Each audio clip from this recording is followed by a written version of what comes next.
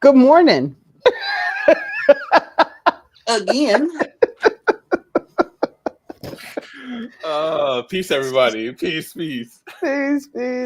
So, Air Doctor has abandoned us this morning because he apparently partied too hard for a 50-year-old over the weekend, and so we are rocking and rolling. And Kim is here. We're just waiting for her to be camera ready, as we say. And welcome to Tandy. Excited to have you join us this morning. Thank you for setting your alarm on the West Coast to get up so super early to join us West today. Coast. Thank you so much. I am not camera ready. And I actually did not set my alarm. I've been up for a while. So we're going to see how long I can hang. You go. Listen, we will take you for as long as we can have you. Absolutely. Especially given what happened, the loss of Imam Jamil Al-Amin, also known as A-Trap Brown, for those of you who are not aware. So Tandy, I think we should let you start, because I feel like of anybody that's on the screen right now, you probably would have the best level of kind of input or response or knowledge about Imam. Just gonna throw me to the wolves. I'm throwing you straight in. I need you while you're ready. And I thought you was nice. I thought we was cool. We was just gonna throw a sister out there. Okay. Well, no, in all seriousness, I wasn't sure if I should go first because I had some venting that I wanted to do. I didn't really.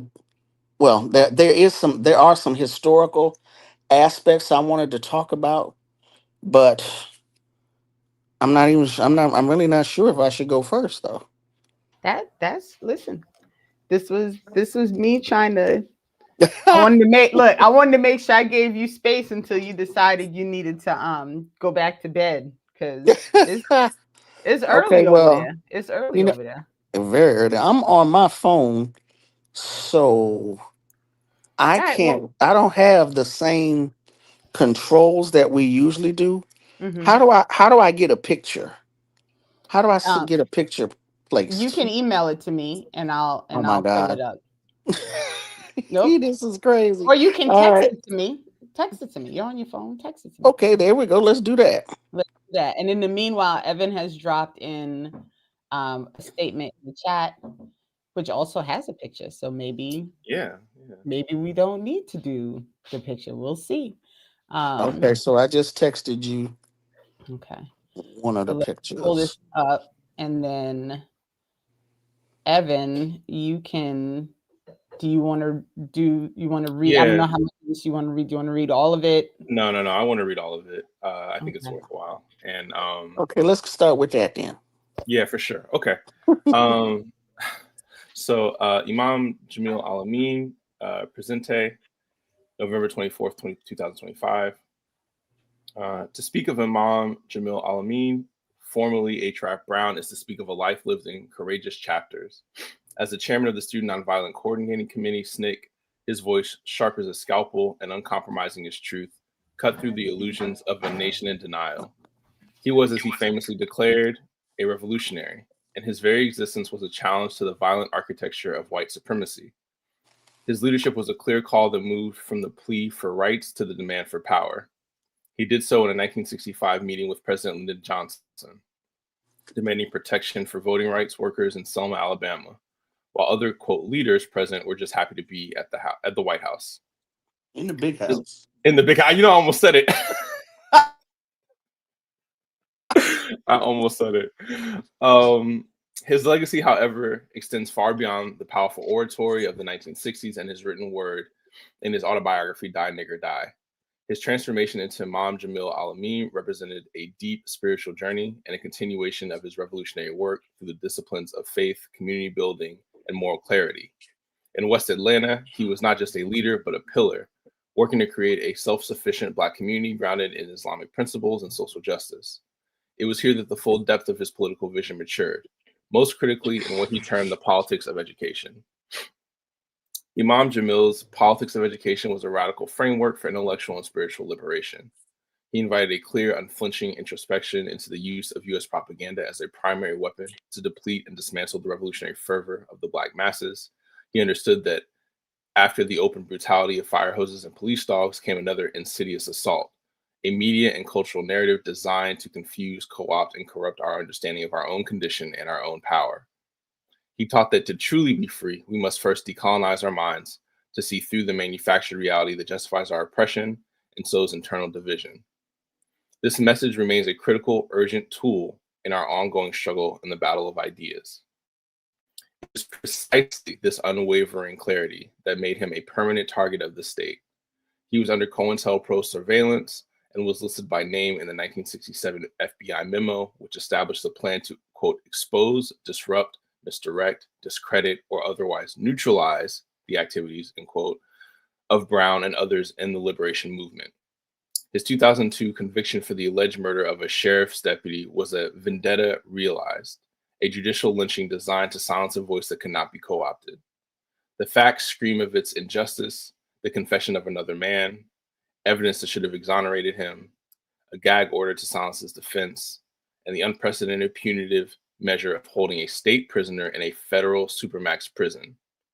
Exiled from his attorneys, his family, and his community for over 20 years, he endured the slow violence of medical neglect while incarcerated. A passive death sentence hoping nature would finish what the courts began, a state execution by another name.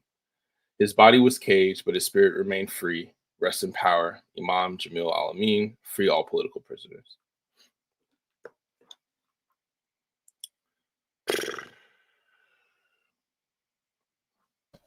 That be on it. That was very, and it was short and included all the things. So I appreciate that. Tondi, I did get your picture. I'm gonna pull that up now, and it is indeed it's a great picture. Oh yeah, and there was this video that Kamal posted of Imam and Kwame Ture talking, laughing. That was really awesome. It was beautiful as well. Okay, can you find that for From Leah? I'll find it. I'll get it. Okay, Tondi, I have that picture up. Is there anything you wanted to share? Yeah. So as I was saying, I was asking like, what was the order for today? What was the rundown, or how we were going to do? Because this is not necessarily in chronological order for me, but this is part of the venting that I wanted to do. So, that film that came out on Matulu Shakur and the Lincoln Detox Program and the Young Lords. I think it was called Dope is Death. So in the late 60s, a brother by the name of Michael Tabor with the Black Panther Party wrote a pamphlet called Capitalism Plus Dope Equals Genocide. And he was talking about how drugs are brought into our communities, and it's a calculated decision, not only meant to destabilize, but to kill off our community. And in that film, Dope is Death, you see Lumumba Shakur and another brother. They go into a dope house and they take the dope and they dump it in the streets. And they're telling the press why they're doing this. And one of the reporters asked, well, why didn't you just turn it over to the police? As opposed to, destroying it. And Lumumba's like, if, we turn that in at 9 a.m., by 11 p.m., it will be back in the community. The police would be selling the drugs back into the community. So in the late 60s and the early 70s, At the what we call the height of the Black Power movement, the height of the Black Liberation movement, you've got this concerted effort to destabilize, and drugs was one of those efforts, and it was destroying. You talk to people from that time period, heroin was destroying Black communities, it was destroying Black families. And this photograph is from a poster. I used to have it. I'm not sure. I think it was in storage and I lost it. But this is a poster of H. Rap Brown before he changed his name, with a shotgun in one hand and a baby in the other. And at the bottom of the poster, it said the H. Rap Brown anti-dope movement. Mm. Rap Brown was convicted of a robbery in 1972. They said he had tried to rob a bar, and because of his other civil rights activity, Black Power activity frame ups, he ended up getting 5 years in prison.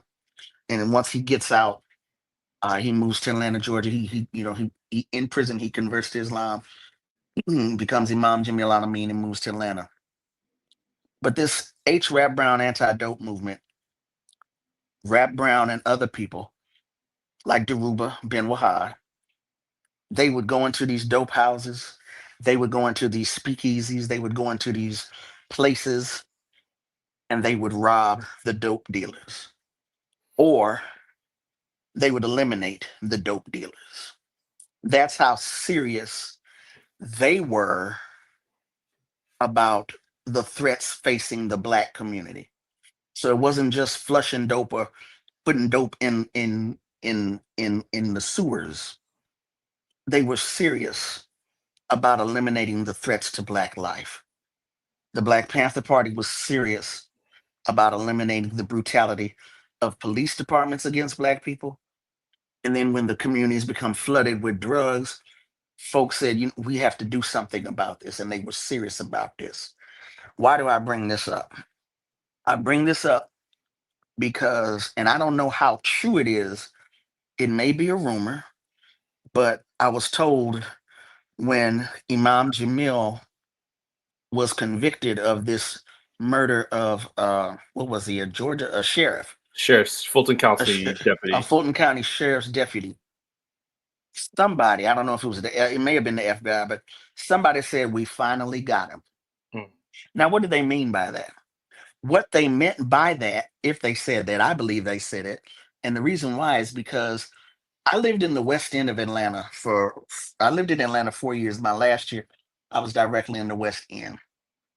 And people in Atlanta who have been there will tell you the work of Imam Jamil and that community in West End Park in the West End of Atlanta.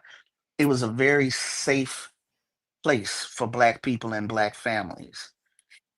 And we believed that the reason why is because, when this is what Fulton County Police and et cetera have said, is that drug dealers were disappearing from the West End of Atlanta. Now, they were never able to um, put his hands directly on the disappearance, but they wholeheartedly believe that he inspired members of his ummah, his community, to take up that work that he had done, the type of work that's represented in this poster. In other words, even though he had converted to Islam, he was still doing the same thing, still serious about the threats facing Black communities. And when I say Black community, there was and I'm gonna, me, I can talk. I'm gonna wrap it up in a minute. I You good, was Rodney? living, I was about a block from West End Park. The last year I lived in Atlanta, I was renting a house, and I could look out my back window, my back door, and see the actual park. And I looked out the window one morning. It was like 7 or 8 a.m. And it was just a goo gobs of people in the park. And then I saw a hearse drive up, and the hearse parked, and they rolled out a casket. And I was like, wow, these people are actually having a janazah, a Muslim funeral in this park. So when we say that that was their community, Hmm. There was a masjid there. Lots of the Muslims lived in that right across the street from the park. Imam Jamil had a little store across the street from the park. That's where he was, quote unquote, at that night when they captured him, when they framed him for killing that deputy. When we say that that was their community, they were not playing. That was their community. You burying people, you having people's funeral services out there for everyone to see. I was just like, wow, I was blown away by that. But the point I wanted to make, and I don't believe I'm slandering the Imam. I know he was a man of peace. I know Muslims are can be a peaceful people, a righteous people, but it's that type of righteousness that led him, even before he converted to Islam, to pick up that shotgun and that baby. And that's what I wanted to vent about. That's what I want people to know about Imam Jamil. That this man, this is why we honor him. This man was serious about protecting Black people. He was serious about protecting Black people from the threats to our lives. May Allah be pleased. May his ancestors welcome him with open arms. May his comrades greet him warmly. And I'm going to shut the hell up. I mean, you don't really have to. Just I don't know, you're on your phone, so you can't see the chat, but everybody's like, keep going. Yeah, We're right. good. Keep going. Let's go. Well, see, I don't want to start repeating myself. It's like, what else you want me to say? This man was not okay. Y'all gonna make me start cussing. You want me to keep going? This man was not I fucking mean, it's around. remix. It's all good. Yeah. He was not fucking around. Okay, it's just like Lumumba Shakur said. You know, we turn over the dope to the police, it'll be right back in the community. I thought the police were supposed to protect us. No, we protect us. And that was more than just that wasn't just a slogan, that wasn't just a saying. These people lived and breathed it and died it. And speaking of dying, this man should not have died in prison. He did not deserve that. For the sacrifices that he has made for Black people, he should not have died in prison. And that bothers the hell out of me. So I just want to be sure, just in case of some young folks who don't know, we talk about him being chairman of SNCC. We talk about violence is as American as cherry pie. We talk about the transition from SNCC into Black Power and the drafting of people into the Black Panther Party. This brother got a shotgun and went up into dope houses. You know those clips we see of the Black Panther Party of Bobby Seale saying up against the wall, motherfucker, we come for what's ours. We wasn't just saying that to white folks. We wasn't just saying that to the police. Up against the wall, motherfucker, you ain't gonna sell this shit to our people. You are not going to kill our people. You're not going to murder our people, not without a consequence. And y'all Google Imam Jamil in West End of Atlanta.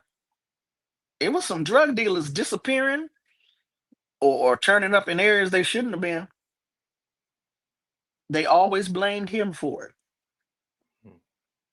And I don't have a problem with them blaming him for it. I don't mind that they blamed him for it. I'm glad it was a safe community. I was gonna say, is blame the word? Okay. Credited too. Mm, we thank him for his service. We thank him for his service. And so, when we talk about support for political prisoners, did they do it? Did they not do it? Support means you support them. Not I support them if they're doing work on behalf of Black people. Well, I don't condone violence. Okay, well, get the hell out the way then. Sit down. We're not talking to you then. It's like with Asada Shakur. We know Asada could not have shot any police officers because of the forensic evidence, in addition to her saying she didn't do it. But Asada always told us, support my comrade Sundiata. Don't leave him out of it. Asada was innocent. In other words, she did not do what they said she did. But if Sundiata did do what they said he did, we support him too. We shouldn't have a problem with Sundiata doing what he did. They were trying to kill them. And they did kill Zaid Malik Shakur. So the work that Imam Jamil did, the work he is alleged to have done, I'm good with it. I'm good with it. You got hundreds of people in a park at 8 a.m. during the week for a janaza. You know, we're not talking about a funeral in a church and then you leave and go scatter the ashes somewhere. The funeral was out in the community. The funeral was outside already in the community. That's what that means, in their community. The kind of work and dedication that created that. How many of us have that in the communities in which we live, that type of dedication, that type of feeling of community? Do we have it? We got to work towards it. So again, may Allah be pleased. May his ancestors welcome him. May his comrades greet him. I'm sorry that he is gone. I'm sorry that he had to go out that way. He did not deserve it. Thank you, Tandi. Thank you, Tandi. I'm gonna pull up the video that Kamal shared, and hopefully I don't get this wrong. But listen, y'all know I don't really be doing this button pushing business. I'm trying. I'm working on it. Push the button. I'm You pushing got it. the You button. got it today, Push the Renee. All right.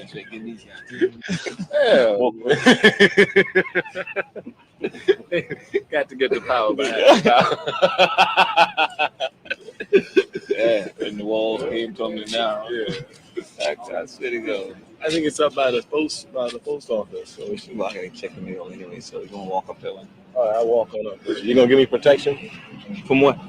You still be calm.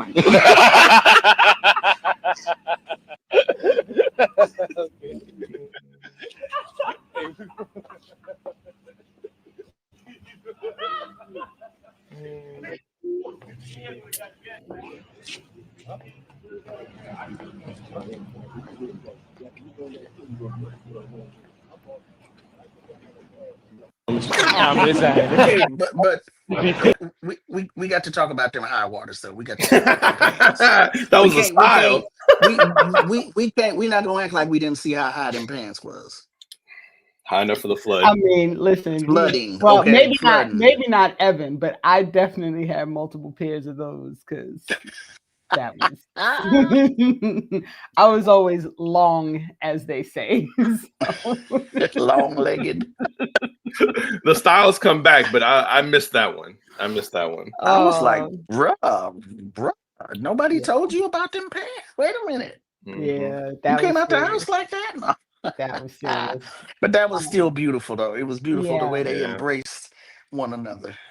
And it's also beautiful to see, you know, if you only pay attention to what the mainstream wants you to understand about these two, the idea of them laughing and enjoying each other's presence and like walking off in comrades and like just that visual of them smile, like cutting jokes and stuff. That is not a side.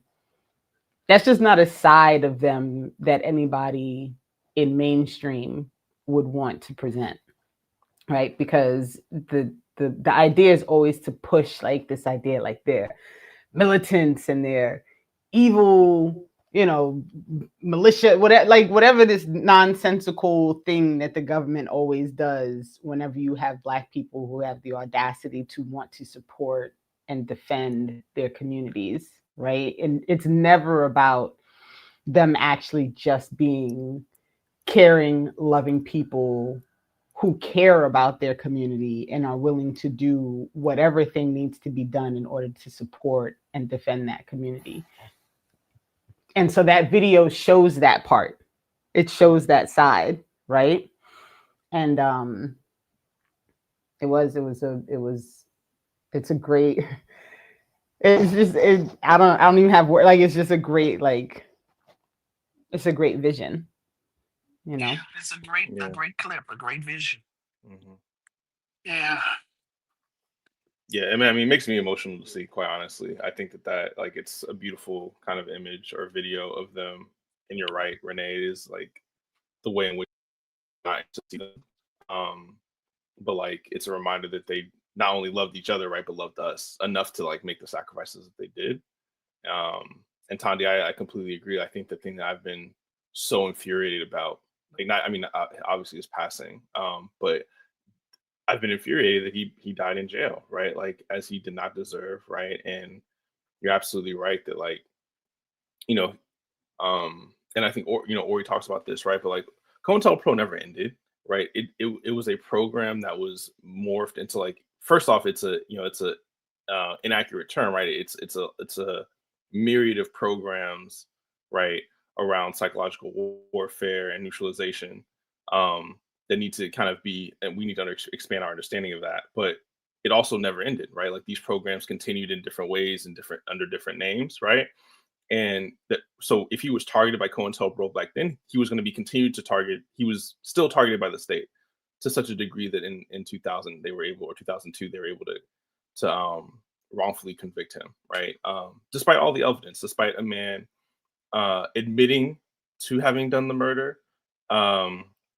Despite no evidence of his prints on the gun, despite there being blood there that did not belong to the officers or him.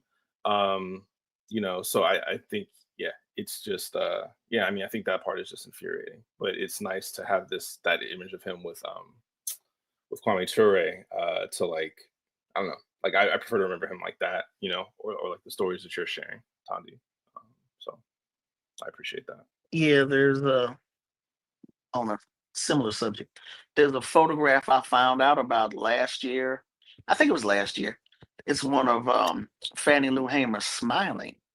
And it's like, oh man, we need to see more of our people laughing and smiling. These folks who have fought so hard on our behalf, who have struggled so hard for us, having moments of joy. Because we love our people and we want to free our people so that we are able to have joy and peace. Walking while Black, driving while Black, we can't exist. We cannot exist. That's why we in this struggle, so that we can just exist and smile and laugh and love. And I'm glad that they were able to have those moments, and we need to be reminded that they had those moments and that we should take those moments. Y'all got me up here preaching. I'm supposed to go to sleep. No, I'm glad you just said that, because I was actually sitting here thinking about, like, the work on this channel and how every now and again, like, we'll opt to do on, like, a Saturday, we'll opt to do something that's less, like, heavy, or, for the first time we did like a just whatever show, and we just yacked and talked with people in the chat and answered questions. And sometimes I get a lot of grief for laughing, because I'm a giggler. I can't really... They hate it when you giggle, Renee. They hate it when I giggle. Lord have mercy. And a lot of times my laughter is a reflection of how fucking absurd everything is, Oh, right? the Like, absurd. Some it people is don't understand this. When something is so absurd, Yeah. you just have to laugh at it. right because Because there's it's like, just this no is explanation, crazy. right? Like, how is this happening? How Right? is Like, this how happening? is this happening right This now? is not real. Exactly. Exactly. Like this Yeah. morning I caught a part of the UK in chambers. They publicize all of their conversations when they're in chambers. It's all public information. And they were talking they were talking about Ukraine and Russia. And and I'm laughing because it's so fucking absurd. I can't even believe this was the conversation that was happening. And they're waxing poetic about like how upsetting this is for the Ukrainians and that they had to pull Ukrainians from under the rubble. And I almost fell over because these are the same people who are supporting and fully on board with arresting elderly people who survived the Holocaust because they don't support genocide. Like, Yeah. what is happening right now? Right? This is not real. It Like, this can't is be. not real. Y'all didn't just say that. We're not talking about the rubble in other places when we ignore the rubble in Palestine. Like, then they skipped completely over everything and they went from Russia to the Sudan. And I was like, did this just if we don't turn this channel off because I can't, these people have lost their minds. They It's have gone. lost their minds. The mind is gone. Don't look for it. It ain't there. Wildness. That's crazy. Wildness. Yeah, But That's Evan, crazy. you dropped something else in the chat. And Tondi, I honestly like feel free whenever you get sick of us to go, but feel free to also stay. Right. You're more Because than welcome. I know I don't often get to share the screen with you. So I am perfectly happy and excited to have you stay as long as you can stay. I think I got my blood circulating. I'm woke now. Wait, she just dropped herself off. Oh no! Oh, She got excited. she was She hit the button too. by mistake. She's too hyped. But here, I'll pull up the letter writing campaign that you mentioned, Okay, yeah. and then we No, can talk about that. Wow, there she Tony, goes. she's There back. she goes. Okay. And just You as I got was too hyped. saying, You got too hyped. as I That was was saying, hilarious. yeah, I don't know how that happened, but I'm on my phone. I probably touched something. Aw, Yeah, I was all saying right, that I got my blood circulating, so I'm woke now. So I guess all I'll right, hang out a little cool. longer. We'll There take we it. go. Yeah, there we All go. right, we're gonna talk about Evan's letter writing. So here we go. All right, there you go, Evan. Take over. Yeah, so it just felt appropriate, right? As we're honoring Imam Jamil, like I just wanted to highlight some work again. Highlight the work of our solidarity network in BAT. So this is a letter writing to political prisoners. This is the past one that happened yesterday, Monday. But on the last Monday of every month, the BAT SN Prisoner Support Team will host recurring letter writing sessions to support and connect with political prisoners. Our objective is to uplift the importance of writing to political prisoners, to hold us accountable to support them, and work toward their release by all people. Whether it's your first letter or your 100th, please join us for this brief monthly gatherings as we write and share collectively. So there's the registration link. I encourage people to engage with this. I know it's something I don't do enough, but I think, yeah, just the passing of such a giant, right? Like reminds me that we have so many political prisoners, locked behind the walls. This is a core part of the work that BAP does, and this is, kind of like the least of the things that we could do to support them, just to like know that we have not forgotten about them, that we still love them, that we appreciate them. So I just want to lift that up, right? Once a month, if you have time on the last Monday, please join the BAP Solidarity Network to facilitate this. And yeah, I just want to highlight that. I just feel like someone to share. And I feel very out of the loop. I don't know how I missed that announcement for yesterday because I surely would. Like I clearly just missed it, and that is also something that I am not. It is something that I keep saying I have to engage in more, the letter writing process. It must be like 2 years ago now. Shout out to Two Black. we did a film screening in New Jersey on the Pendleton 2. And one of the things that I did in coordinating the event was I provided stamped addressed envelopes to people. So all they had to do was write the letter and drop it in the envelope and then mail it off. And and folks took all the envelopes were gone at the end. So I do hope that people took that opportunity to reach out. I struggle with the letter writing because I feel so inadequate. Yeah. Right. Like I feel very much like, what am I gonna say or write that's gonna, and what I get all the time from folks who participate in these regularly is they don't care. Like they just want the letter. Like they don't care what you say. It's the acknowledgement that you recognize that they're there and they exist. And so I think I'll be jumping on those monthly because I like the idea of doing it in community because I feel like it'll be an easier process if I'm sitting amongst others. Tani, did you want to add something? No, I was just thinking that's called the warm body theory. It's like you're not necessarily able to do something on your own for whatever reason, but getting in a group with some other people, you're probably more inclined to do something. Yeah. We'll see. That's cool. That's cool. It's fun. The other thing too is when I first started writing political prisoners, I I just say, hey, how you doing? I heard about you. Thank you for your service. Thank you for what you did for Black people. That would be like my initial letter to them and develop a correspondence from there. So if you say you're not quite sure what to say, you can start with that. I love that actually. Yeah. Now you got to be careful though. You can't be writing them. We're gonna bust you out on Thursday, so make sure you're in the eastern part of the yard. You can't do that shit. You can't do that. Don't do that. Don't do that, Renee. Don't do that, Renee. Look, I'll be trying to come up with codes. Get this book. Read page 65 of this book, and then you'll know where I'll be waiting. Make sure you come out your cell last. No, you can't. You can't do that. You can't do that. Since we are speaking on supporting political prisoners, I will bring this up very quickly because this is happening. Actually, the march starts this week, and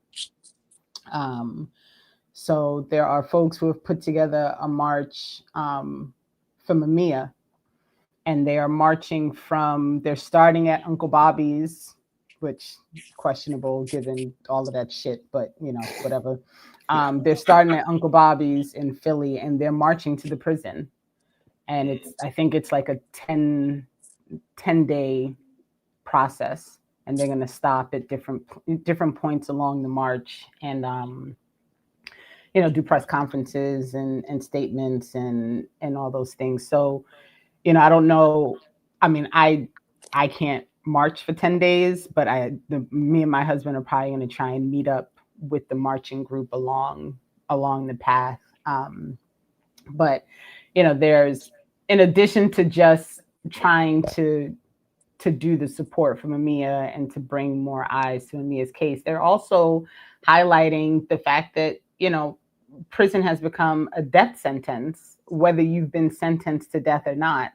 The failures of providing appropriate medical care, the elder abuse. Like there's a list of things that this group is also trying to highlight, in addition to just bringing eyes to Mamiya's case. But for folks that are in or around the Pennsylvania, Philly, Northern Pennsylvania area, this march is happening. It's going to kick off on Friday, and they're going to march to the prison. And if you go to that website, and I'll drop the actual link for the site in the chat. If you go to the website, you can get some information on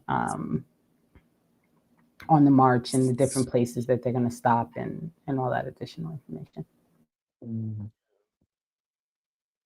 Yeah, and same. I know Leah put this in the chat, but I feel the same way.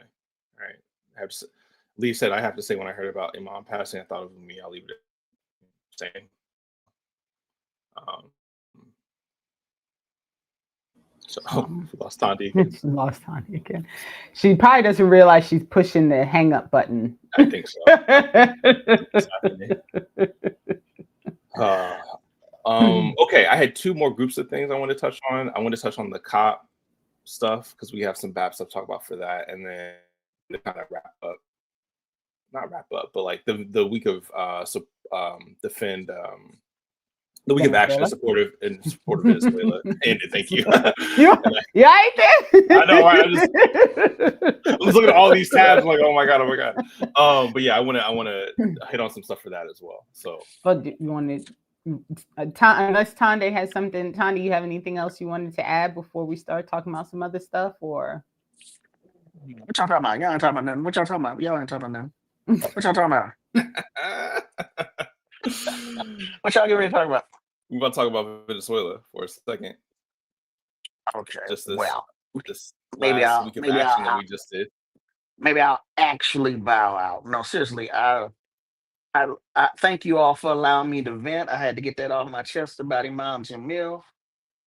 But I will allow the international political discussion to take place without me.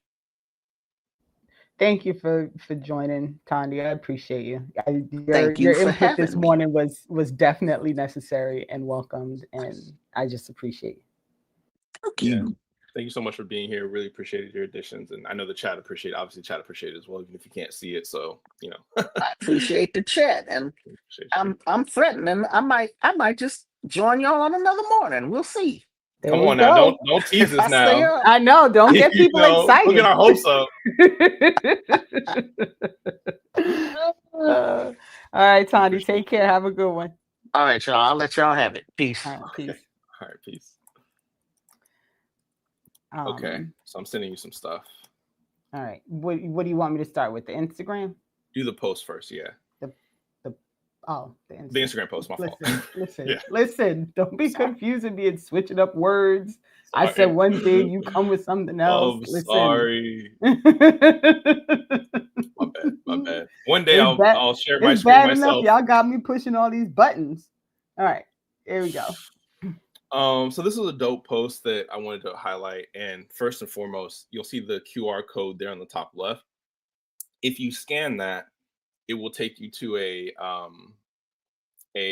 fact sheet entitled "Mass Struggle Against the War on Venezuela and the Caribbean." Shout out to the Haiti Americas team, BAP's Haiti America teams for building that.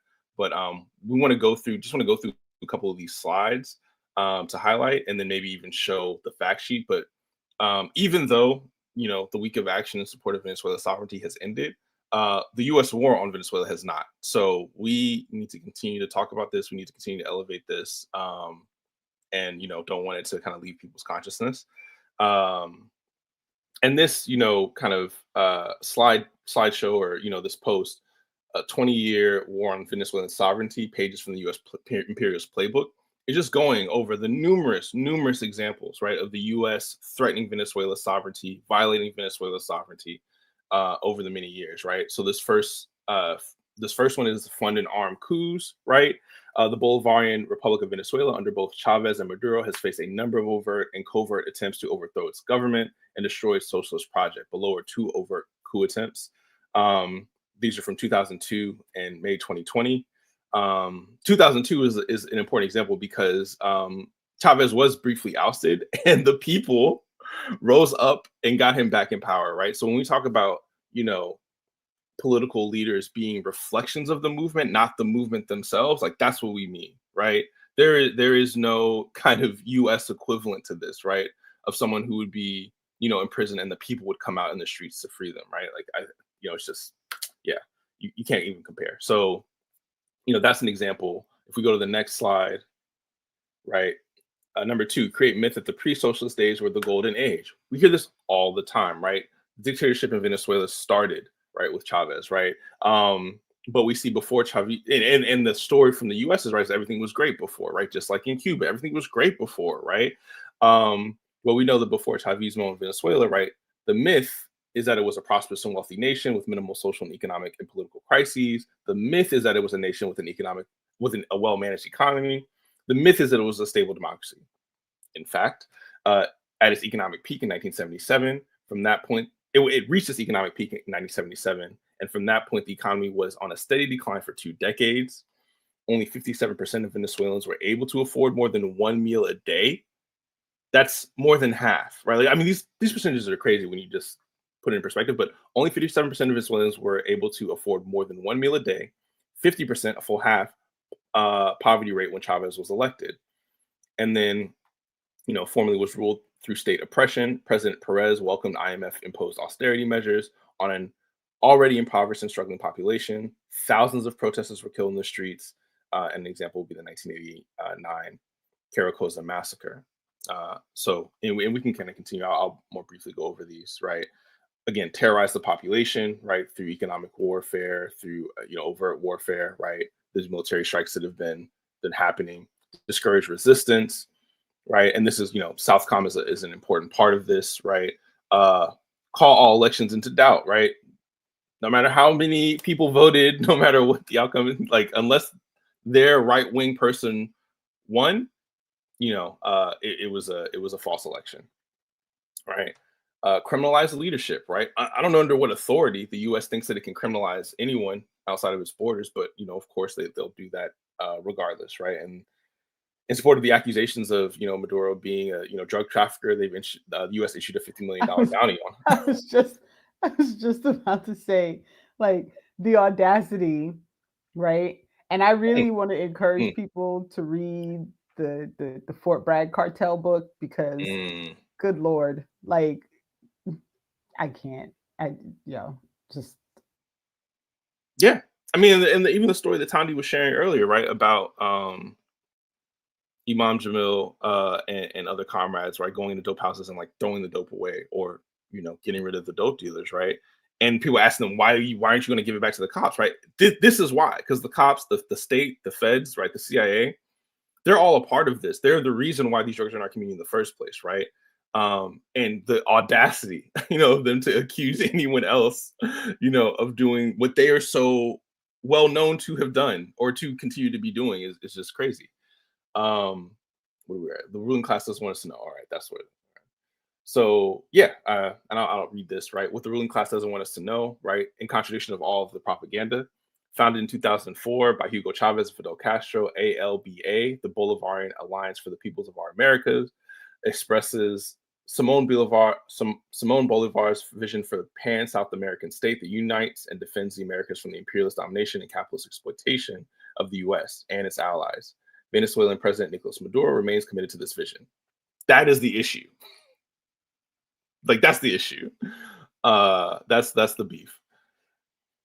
The Bolivarian Revolution is developing popular democracy, right? It's something that we have no idea about here in the States, right? We don't understand. All we understand is like going to vote, every so often, right, for some kind of representative, supposedly to represent you, right? But building a popular democracy is something that's completely foreign to us here in the States. And yeah, we are fighting for people-centered zone of peace in our Americas, right? And these are ways that you can contribute, to mobilize, to coordinate, to amplify, right? As Ricky shared in the chat, like and share this post. Go to the fact sheet and just if you can show them again, Renee, on the front. Or no, actually, you can just go to the fact sheet. It's cool. But I was about to say, whoops. Yeah, no worries. But like I said, in that post at the very beginning, there's a QR code, and if you scan that QR code, it will take you to this fact sheet that Renee's about to pull up right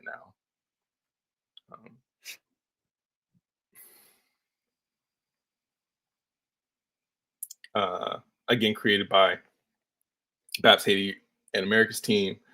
Mass struggle against the war on Venezuela and the Caribbean, right? So we have like what's happening, what can you do? There's a full toolkit around messaging, hashtags, things like that, right? A lot of this was, meant to be used for the week of action, right? But it can be used continuously, as you see, right? And there's also connections to other resources. So this is a very it's a very full, right, and generative document, right? So please engage with this, right? And share this, right, with other people that may not have this information. So I did want to highlight those things. Should we, I'm going to just drop that doc and the link. Yeah. Link. So here's the toolkit, right? Yeah. And join the U.S. NATO Out of America's network if you go home. For Ricky. And then hold on, I'll share the Instagram post so that folks can find it easily. Awesome. Thank you. What else? What else do I have over here? You said something about police, which actually reminded me of something that I have access to, but you go first because I have to find the thing that I was. Oh, you know what? Me of it. I said cop.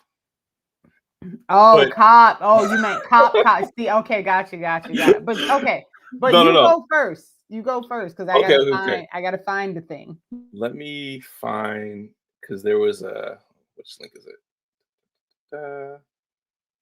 1 second. So BAP has an article. Yes, there we go. Which I will drop also to you.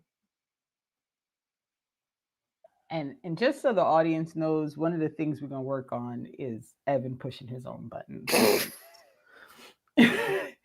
If I can figure it out, guess who else can figure it out? Listen, I'm happy to figure it out, just not live. You know what I mean? The way my internet is set up, I will crash this whole thing. All right. This is it, right? Okay. Yeah. So Black Alliance for Peace questions the relevance and efficacy of Conference of Parties COP following its 30th summit. So for those that might not be aware, this event just happened.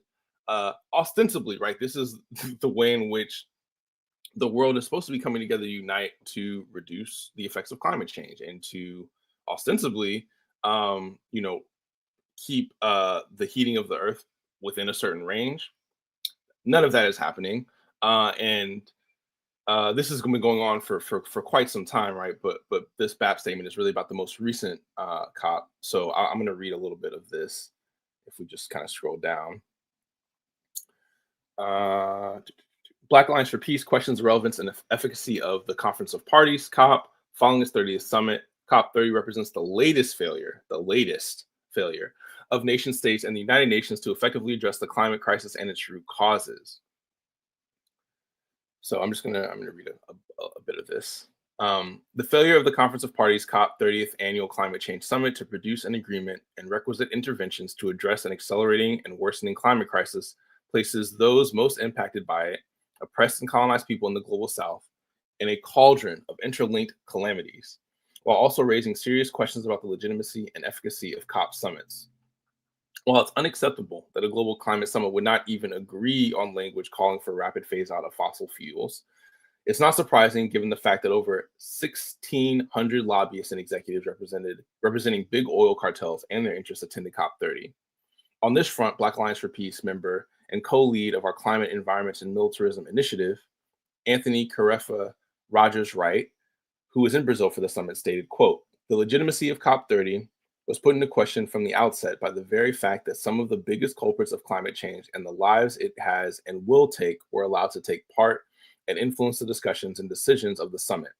The ubiquitous presence of these lobbyists clearly contaminated the process in the same way their fossil fuel products are contaminating our planet and public health. And while it's encouraging that we're leaving Brazil with a just transition framework for the first time in the COP's history, I wonder how this framework can commence if there's no commitment to phasing out fossil fuels. What are we transitioning from exactly? It's kind of like aiming to play a soccer match without any balls," end quote. The fact that COP 30 concluded without agreement on the phase out of fossil fuels all but guarantees that 1.5 and 2 degrees Celsius thresholds set in Paris Agreement of COP 21 will be breached in the next 20 to 100 years, respectively, if not sooner. For this reason, equity-focused climate finance is key and must be funded by the wealthiest nations to enable global South nations to adapt to and mitigate climate change impacts. On this point, the COP 30 agreement again fails to deliver as wealthy nations could only agree on allocating $120 billion per year in a program that won't even commence until 2035. Quote, this tawdry amount of money is a drop in the bucket and shows that global South nations and the poor are not a priority for the COP or wealthy nations, who in many cases intentionally underdevelop and continue to extract from global South nations, noted Ajamu Baraka, founder of Black Alliance for Peace and current director of North-South Project for People-Centered Human Rights, who was also on location at COP30. So I will stop here, but want to kind of highlight this for anyone to read, of course. And I just want to shift over to Ajamu's comments, just because I think they're incredibly, well, they're always relevant. Shout out to the comrade. But there was like a people summit, right, as this was going on in Brazil, to actually talk about the real issues that people are facing. And Ajamu spoke there. So I want to play that. Renee, I'm going to try. I'm gonna do my best. Oh, there you go. I'm gonna try. Look at you. I'm gonna jump out there. Let's see, man. I'm about to crash. If I crash, just know that I said I was worried. You also drop it in the chat too, so if you crash, you don't leave me sitting here by myself. That would actually be. That's what there we go. Just in case. Don't do me like that, please. Okay. Just so you have it, in case anything happens. Working it out live on the Remix Morning Show. Thank you so much for the chat, for everybody's patience. Appreciate everyone as we continue to move through without the ear doctor. And for all people always criticizing the ear doctor, there's much to criticize, but in this respect, he is incredibly useful. Okay, can I do the entire screen? Is that gonna work? Let's see. Okay, no, I can't share my entire screen. That's fine. I'll share a section. Get a window. Okay, let's do it this way. Let's see. Where did your doctor at? I'm so mad. All right. Look at you. Look at you. It's happening. Okay. Let me wait, can you hear this? No. You can hear that? Mm-mm. Did you turn the sound on? Bottom corner? The sound on? Oh wait, on the link or on when the actual on the actual video is your sound on? I did do that. So when I'm clicking, you see my arrow right here? Yeah. I'm clicking this. All right. So there's also a button that says share audio when you share screen. Oh my god. That you might have missed. Okay. Let me try one more time, y'all. I'm sorry. Swear to God. Listen, this is how we grow. Right. Y'all don't know, my favorite thing to do is to grow live on air. That is the most fun. Very quickly. Yes. This was unblocked, and per conversations and multiple things, it was actually not intended to be a block. That was a false button push.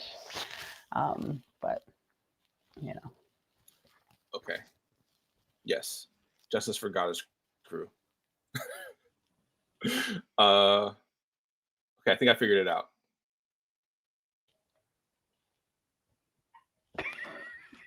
The face, though. Well, maybe, because I'm not sure.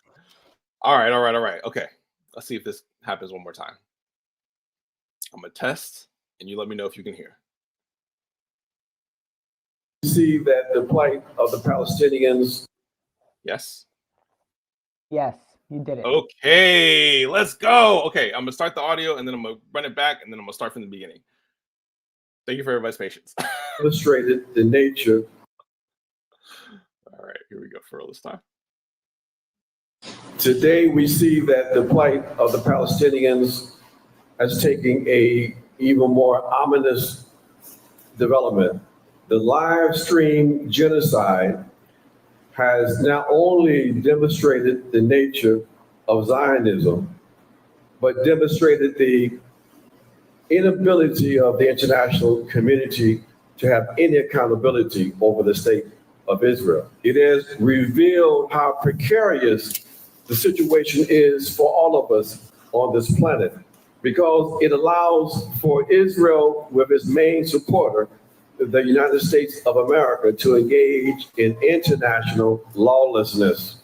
And so we have seen the results. The Israeli attack on Lebanon, the Israeli attack on Syria, and the criminal attack against the state of Iran, followed by the even more criminal attack by the United States of America on Iran. And now we have ships and military men posed to engage in an attack on Venezuela. This is an example of the kind of lawlessness that says to us, the people, that the only way we counter that lawlessness is through more effective organization. The struggle in Gaza continues. The genocide in Gaza continues. The ecocide that we see as a result of the attack on Gaza has laid the foundation for the continuation of the genocide. Because even after the bombs stop falling, if they ever do, the result of the Palestinians being forced to live in a toxic waste dump means that now they carry in their bodies the means for early death. We've already seen the reports of Palestinian women giving birth to children with severe birth defects. And we have seen this before. We saw this as a consequence of the war in Vietnam, in Laos and Cambodia, in Iraq. Today, we see that the plight of... All right. So the reason I wanted to share this, one, is because I can never do better than Ajamu speaking, just laying all this out. But as you can see, right, this was at the Geopolitics of Genocide talk at the Federal University of Para, Brazil, right, during COP, right? So there was a necessity to organize outside of this structure, right, because it's very clearly not meeting the needs of the people, right? And there, Ajamu was able to break down, right, not just this ecocide that these wealthy nations are committing against our planet and against our people, especially the people of the global South, but also connecting to the genocide in Gaza, right, and just the militarism of the U.S. empire more broadly speaking. You know, it's a reminder, right? The U.S. military is the largest polluter, right, in the world, right? Not just so the U.S. military is not just this immense suck on like financial resources and resources of other kinds, right? It is an immense polluter, right? And Comrade Jared has been on this channel talking about like his experience on that aircraft carrier and how much money it took per day and how much gas it took per day to operate that vehicle. So, you know, just want to highlight this and kind of let people know, right? Like these things are all connected, right? This ecocide, this genocide, right? Imperialism, settler colonialism, like these things are deeply intertwined and connected. And want to kind of highlight that through the failure of COP, right? But also the organization outside. And look who decided to join us. I have babies. I got babies. I gave the warning that I had heard from you and that you were going to try and get here after you navigated drop off. So the rain, I did, in the thunderstorm. I did try. You showed up with the sexy open collar going. So true. You know, we're gonna. Don't get jealous. Here for this. Do I leave? Don't be jealous. I just don't need to be here for this part. I just don't want to. Kamal try to distract from being late. Right. Right. Pop it out like, yeah. Let me open that up a little bit for y'all. Let me open that up for the audience right there. You know what I'm saying? It's paler than it gets brighter and brighter. Wow. Et tu, Brutus. Oh my God. Oh my God. Oh my God. So Tandi joined us this morning, and we played the clip that you shared of Imam Jamil and brother Carmichael. And so that was probably outside of the picture of Imam Jamil with the gun and the baby. I think the video was like my second favorite part. But I don't know. We can backtrack for a little bit because, you know, you all at Community Movement Builders are so deeply invested in this effort of working with our political prisoners, of working with our alumni body of community savers, you know, from folks from the Black Panthers and on. So I don't know if you want to, we can take a little step back for a little while and have you speak on it for you know. Only very quickly. Unfortunately, I never got to know Brother Imam Jamil. So it's, you know, any reflection is just from the historical sense of what an important figure he was in terms of movement and politics and organizing. Someone who spanned, you know, SNCC to the Panthers, who kept organizing, particularly even after he joined or became joined the Islamic faith. And in Atlanta, he holds, obviously, this is where things went down, but in Atlanta, he holds special significance because his mosque was one that went into a particular section of Atlanta called the West End. And from the ground up, did work to quote unquote clean it up. You know what I mean? And what's meant by that is that, you know, he and his mosque, his masjid and members confronted acts of crime and try to support the neighborhood and community, continue to do organizing work, continue to hold the same politics. So key in terms of being captured and as framed and put away was a loss to the Atlanta community and what was left of that time period. So, you know, and it was obviously, I think there's a lot of great emotion and pouring out of sympathy. This is one of those time periods where we are losing a lot of our elders, right? People who are in their 80s and 90s and through various means. But obviously, like ultimately, we can say the state killed Brother Jamil. He was captured by the state, imprisoned by the state, never received proper medical support for the conditions that he had. So he did not die of natural causes, no matter what they say. He did not die of an illness strictly, no matter what they say. He died because of improper treatment and being languished in a prison that he did not belong in. And so, you know, all respect due to him and his community, to the elders that you're right, we still try to do work with and support through the Panther Fund. Hopefully over the next couple of weeks, we're going to have some really great news around some work we would be doing internationally and with some members, veteran members of the Black Panther Party. So that's going to be exciting if it comes to fruition. And these folks still matter in the sense that they're still out there. They're still organizing in some ways. They're still offering advice. They're still trying to be involved. So, you know, all respect, rest in power, and all praises due to him, his colleagues, his fellow folks who were in his masjid, to his comrades, and love to him and his family. Yeah. Thanks, Kamal.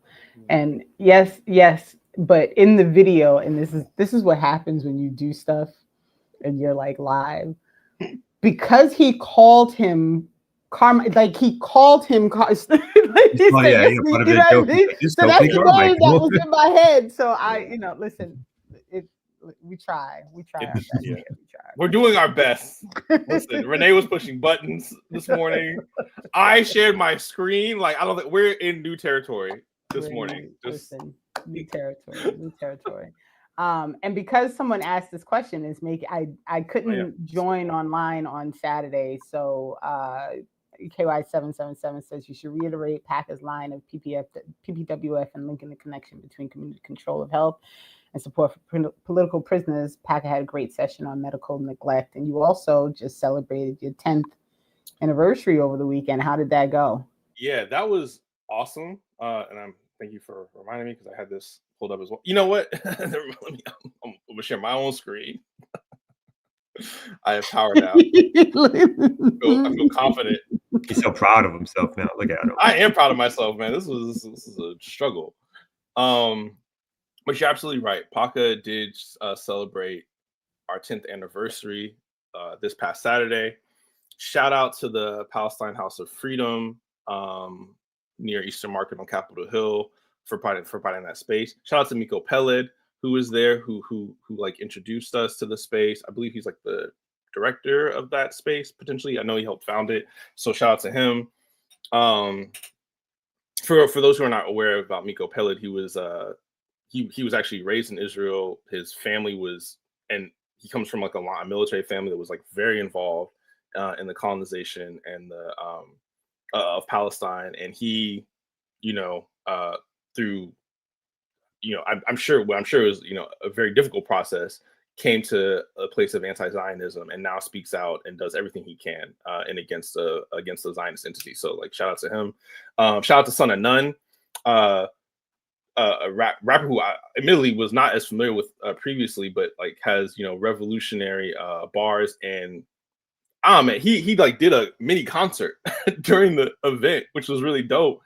And I was just sitting there thinking, I was like, these bars are like better than like most of the things you hear on the radio, most of the things, and it's just crazy to me that he's not more well known. And then you hear him talking, he's like, oh, that's why, right? Because he has politics, right? Because he has a perspective that, So all that to say, it was a really awesome event. Shout out to all my comrades who put that on and were in attendance, and also for the community to come and support, right? We had a lot of people from the community. We had past PACA members there. We had BAT members there. We had members of the community who've appreciate our programming there. So just want to put this up, right? Our goal is still to raise $5,000, right? And in particular, that is to support our Sada Shakur study group, which is our popular public education effort to educate the community, to raise radical consciousness around these types of issues like medical neglect of political prisoners. And 2, our People's Pan-African Wellness Front, which is our attempt to address the material conditions of in terms of health of people in our community. That has been a phased approach. It started off with us door knocking, trying to understand people's needs, trying to get a sense of what their experiences in the capitalist healthcare system, while also simultaneously providing specific ASSGs on those topics, on the failures of the capitalist healthcare system in the United States and the ways it does not meet our community needs. Gave examples of revolutionary models, right? Of health, not just abroad, like in places like Cuba, right, but also work of Panthers here, or the Lincoln Detox Center, and it goes on and on, right? So we, did that education ASSG and are now in the next phase of our People's Pan-African Wellness Front, in which we are distributing health materials, right? Sanitation napkins, sanitation pads, tampons, alcohol wipes, like things of that nature, right? Relatively basic things, right? But we want to, make sure that we're trying to at least kind of approximate and try to meet people's needs. And this is a phased approach. So eventually we hope to kind of further develop our capacity to provide for people.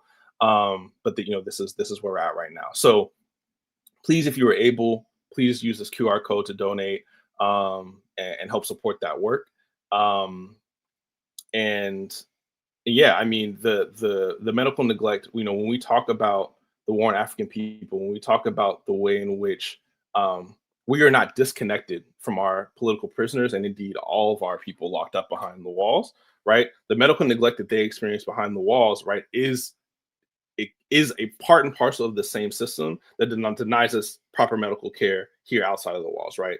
That is the reason why there is a 15-year difference in age expectancy on the south side of DC versus on the upper northwest side, the rich white part. So, just want to highlight that, want to highlight the work of PACA. Please donate if you can. And yeah, we had an awesome, celebration on Saturday, but the work continues, right? So yeah, we appreciate all the support. Yay. Thank you. I don't know if you have something, but this came across my you gotta love the system. So this came across my my feeds on one of these 80,000 things that I'm a part of, and I was like, what? How did they do this? So it turns out that NYCLU has been busy.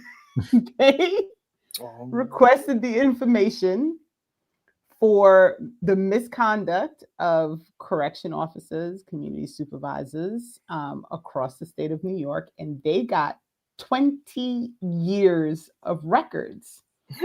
And because ACLU is so good at doing some shit, and I am fully on board with doing some shit. They put all this information together in this handy dandy little database.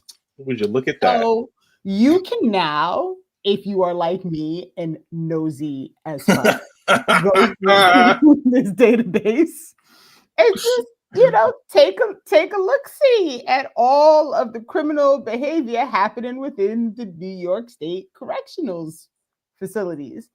But this database is wild because why is it so fucking long? Jesus What Christ. is happening? I mean, Jesus. not that, listen, and I say that very, like, obviously we know that it is wild, but Yeah. look, we in the 2000s and we're not even close to the bottom of the list. And to be So, clear, this is a list of all of the prison guards who've been accused or suspended for misconduct. Is that right? misconduct, correct. So these are the ones that have been caught. Yeah, Right. These are the ones who've been caught. So you So have all like the penalty, what they did. It's the whole list. So I'll drop this link in the chat, but you know, as per usual, my goal in life is to always call out this shitty ass system. I do love that Alec Karakatsanis refers to it as the punishment bureaucracy. I think that's a great term for it. But you know, databases like these where you can actually like see for yourself how absurd the system is, how much they're allowed to get away with, like all these things I feel like is necessary information as we continue on this process to depropagandize people. Yes, this is just New York. Just New York. So yeah. So this is some wild stuff, but I wanted to share it and because I got it yesterday and I was like, oh, wait. we all know Renee. We all know Renee loves a spreadsheet. I was gonna say, like, the thing when you were saying what you're committed to, I was like, you're committed to calling out injustice, but also bonus points in the spreadsheet. Right, basically. I'm all about the spreadsheet. Let's go. And I want to be clear too from the spreadsheet, what it looks like these are the prisons, New York State prisons. Yes. So this does not include Rikers, which is no, this is not Rikers. No, because yeah, somebody asked. So imagine Rikers would have its own list of misconduct. That would probably be as long as the full state list. So. Yeah. I just want to pull up this comment from Lady Alex M1339. I worked as a prison nurse in New Mexico for several months, and I was like, what? Evan! That's just my brain.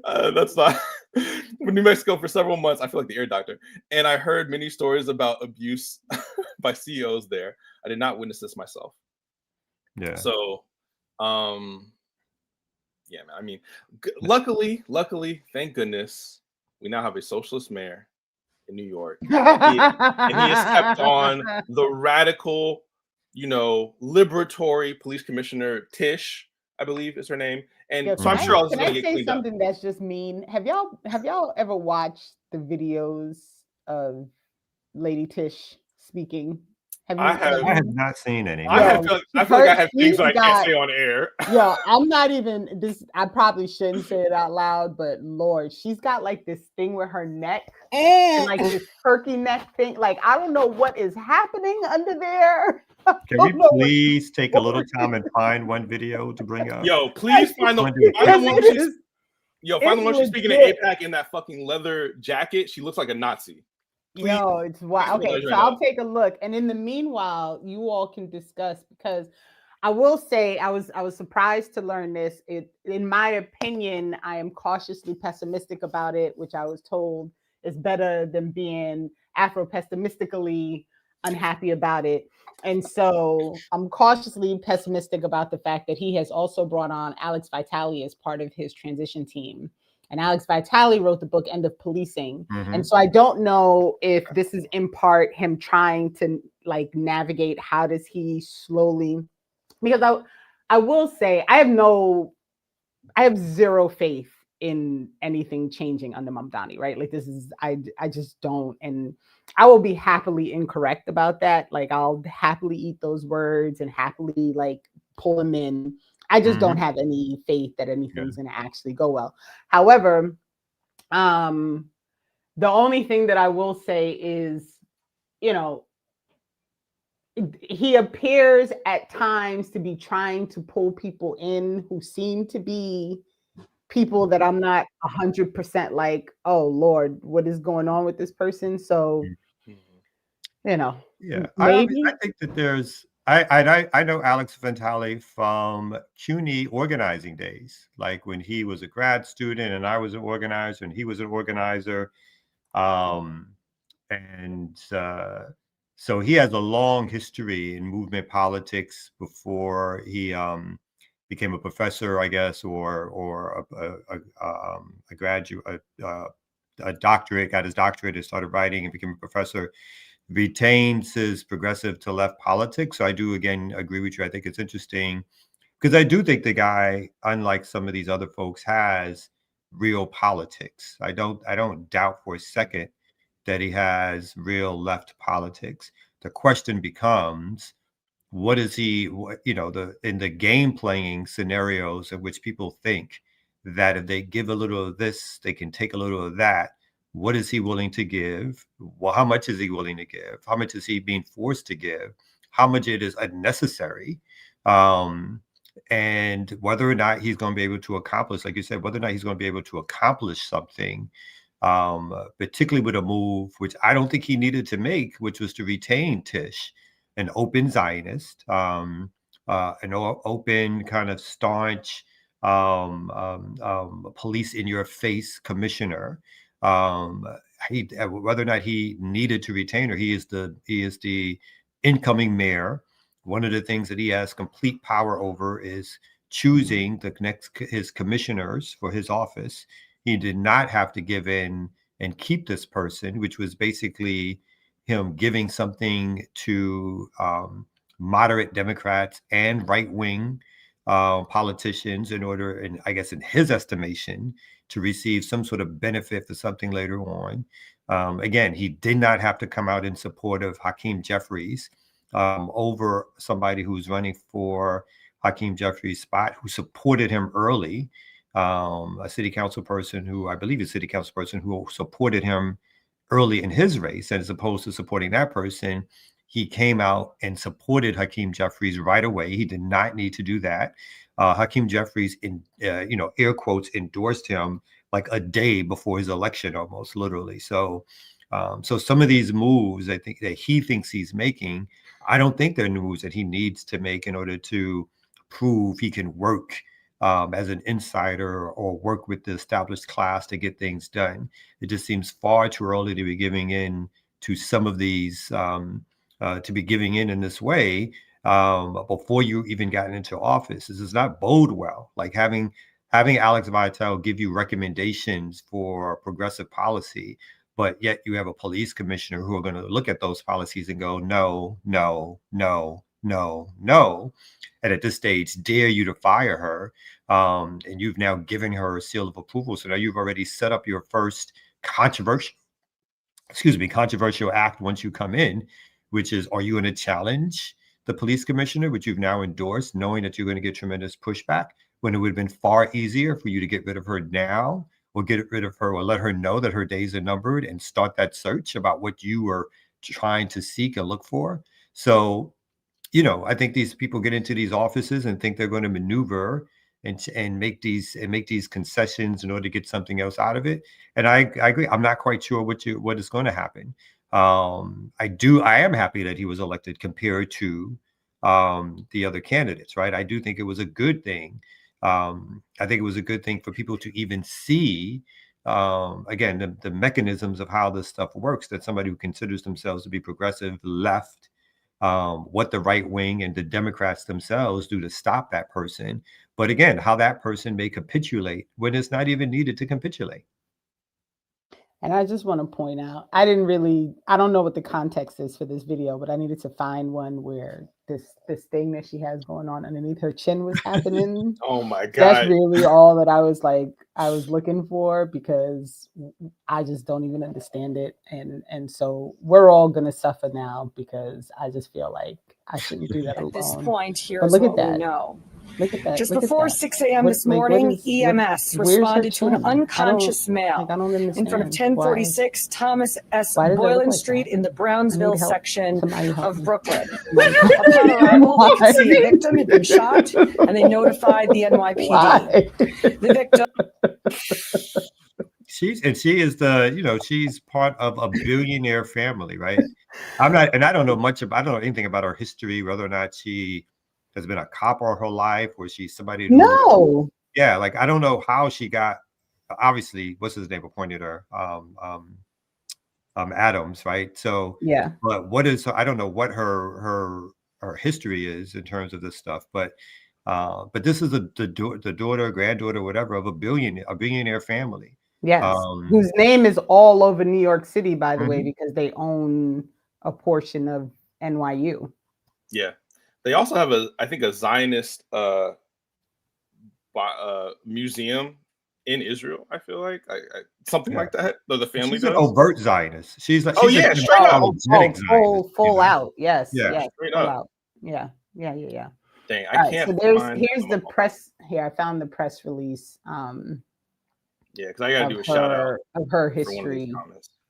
and story. Hold on. So this is the press release when he appointed her. I see the neck didn't look much better then either. Y'all, every time she talks, I'm so distracted by it, I can't even like hear anything she's saying. I have to like Imagine that's the person that puts you away for like forever. You know what I'm saying? Like, listen. All right, so it turns out, so I guess she is a veteran of the NYPD. What it doesn't, I guess, I don't know if it'll go in any further.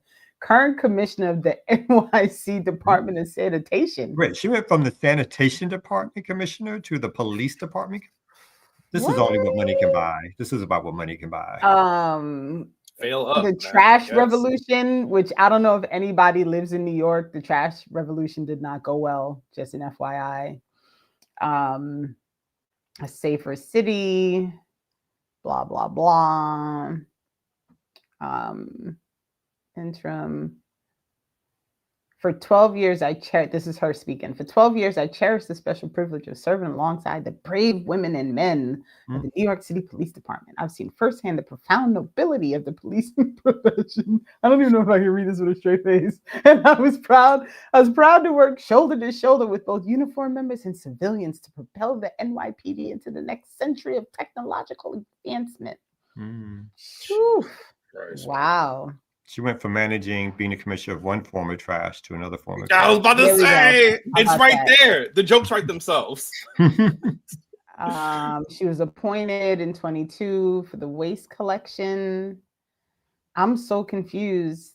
Previously, she was also the commissioner of New York City Department of Information. So she just went from commissioner to commissioner.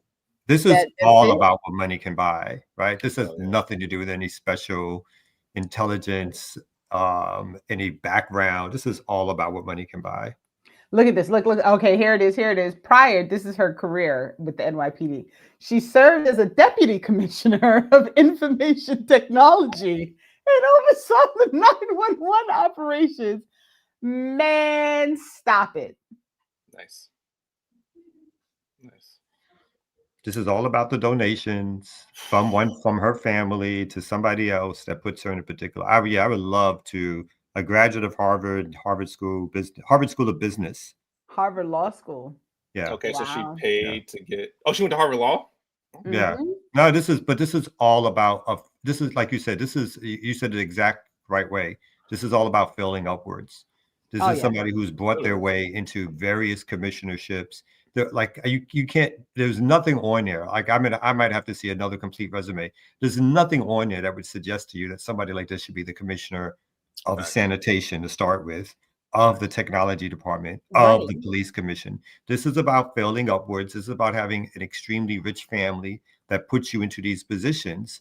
And so obviously she's surrounded by people, but she's bringing in a certain illogical view, and that's what she's in there for, right? So again, I see no reason whatsoever why Madani had felt the urge, the necessity, the desire to let this be one place where he felt compromise was needed, when he could have easily used this as an occasion to do the opposite If you're such a radical figure who's saying you're taking New York City in another direction, and you say you have all these ideas around reforming police, why would you put somebody in there who is a hard right-wing advocate of a genocide, basically, that you said that you're against? It just, again, this is about somebody suggesting that they're making compromises, but the compromises you're making are not necessary at this particular stage. No.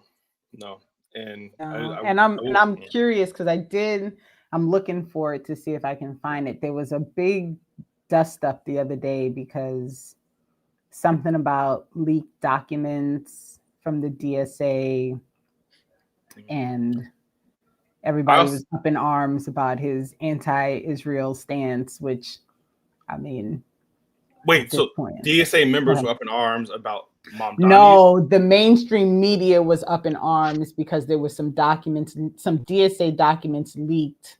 Mm-hmm. I don't know if they were documents that Mamdani wrote or if he was just I'm not 100% sure because I'll be honest, y'all, I'm a little sick of this whole Mamdani story. So I didn't follow the path too far. But apparently he was talking about shutting down that office in Tel Aviv that NYPD is, they have that satellite, whatever in Tel Aviv, and talking about removing funding from places if it's in support of Israel. So I honestly did not. I was trying to see if I could find the story, and I don't know, Kamal, if you're looking for it. I just found one from somebody who seems to be some influencer. Okay. I'm a little reluctant because it's a weird looking video, but I'm going to bring it up. I was like, okay, this is somebody explaining what they say is day one of what Madani's plans are. And again, similar, I've not heard this, and so if this turns out to be something crazy, I'm going to snatch it down real quick. Okay. There we go. That's a plan. Just 4 days ago on this November is about 2nd. The release of the documents. All right, guys, we need to talk about Mamdani's day one plan. So Mamdani campaigned and won on affordability. But now that he has won the election, his smile is off and his true colors are showing. So I have just read the meeting notes from a leaked document from the latest DSA meeting that occurred just 4 days ago on November 2nd. And it reads like an anti-Semitism wish list. There is absolutely no mention of affordability anywhere to be found. It is literally only about attacking Israel politically and economically. Okay, so this is good. This is what New York City just elected. Yay! So my friend Aliza made a video exposing this, but I don't want to play the rest of that thing. We need to hear about Aliza. Exposing it. I mean, not for nothing, but of all the things to dislike about Mamdani, his utter support. Obviously. His utter support of the Palestinian struggle is not on my list of things. Just an FYI.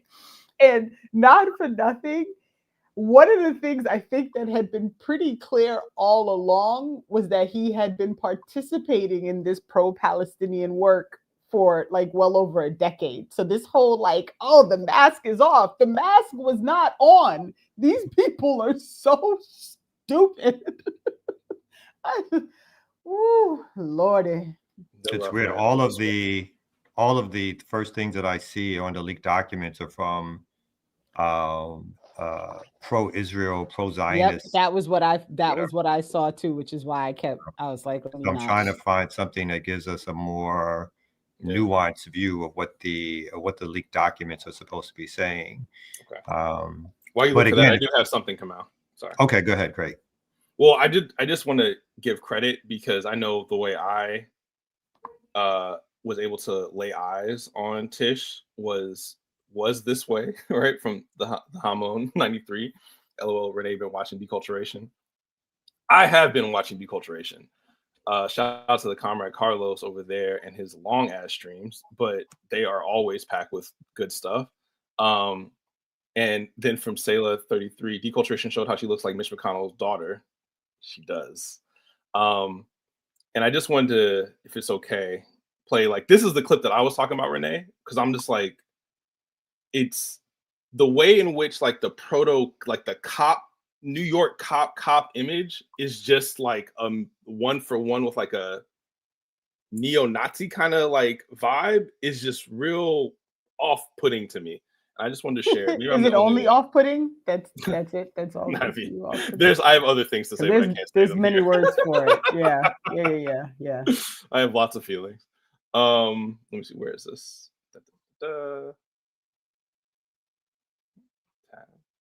Oh, there it is. Okay.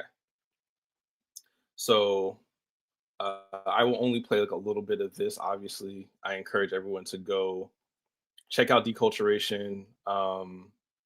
He created this channel as he describes to combat liberal Zionism and to call out white YouTube or Wonder Bread Tube, and he is doing an excellent job at that. So shout out to him.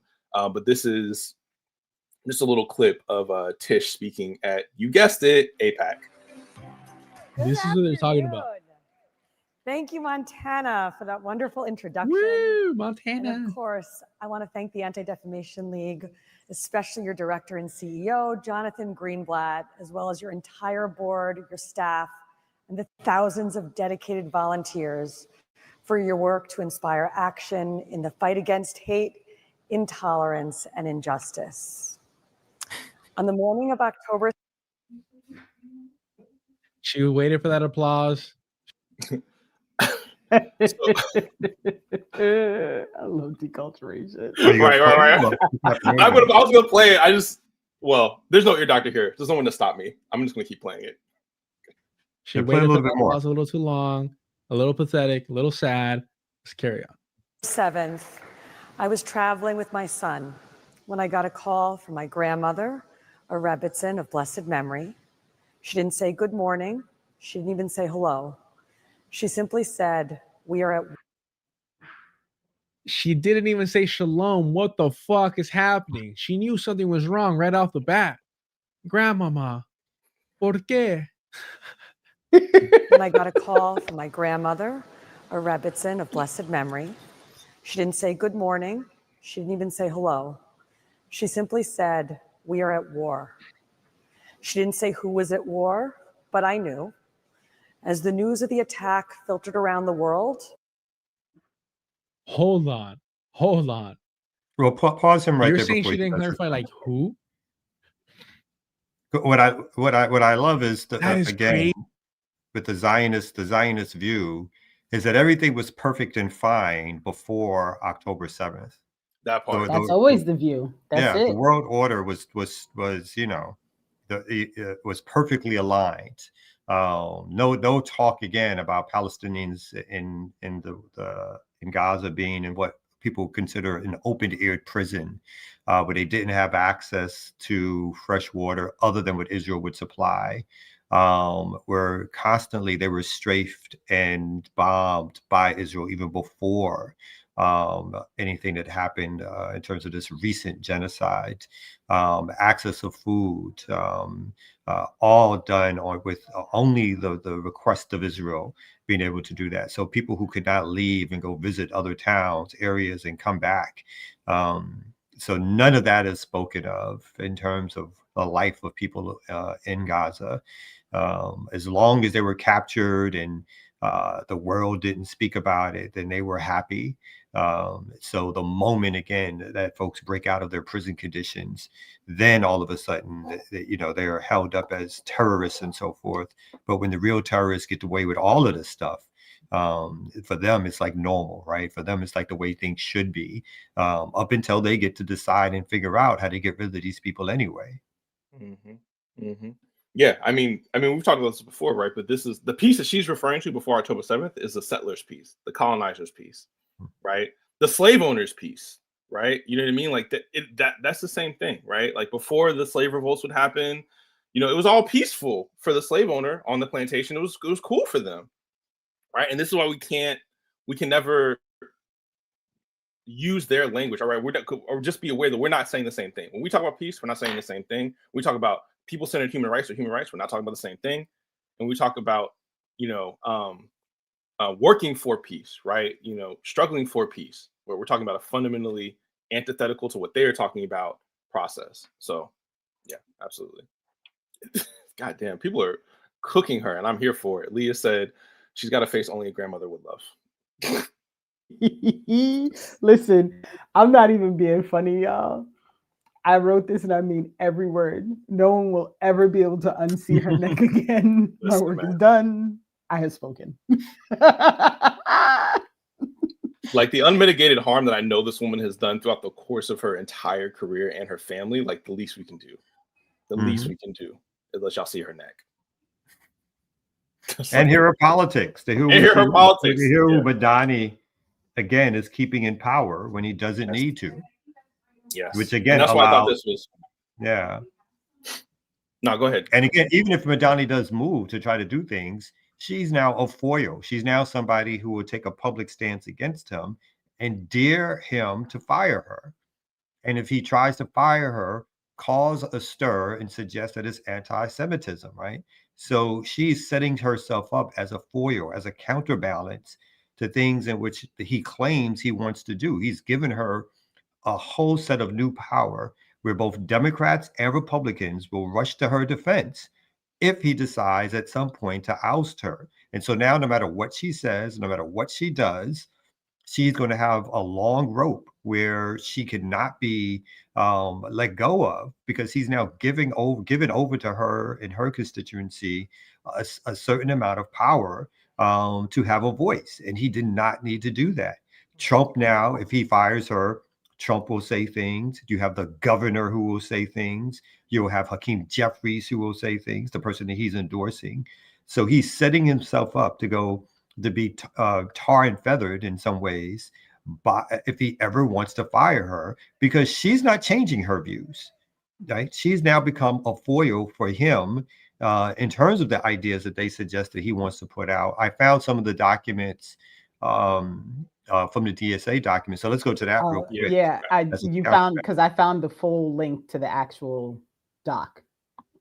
You want to do yours, or? I mean, what did you find? Yeah. This is like, I just did a little AI search that said content of leaked documents. And again, in their estimation, these are so-called anti-Israel or anti-Semitic things.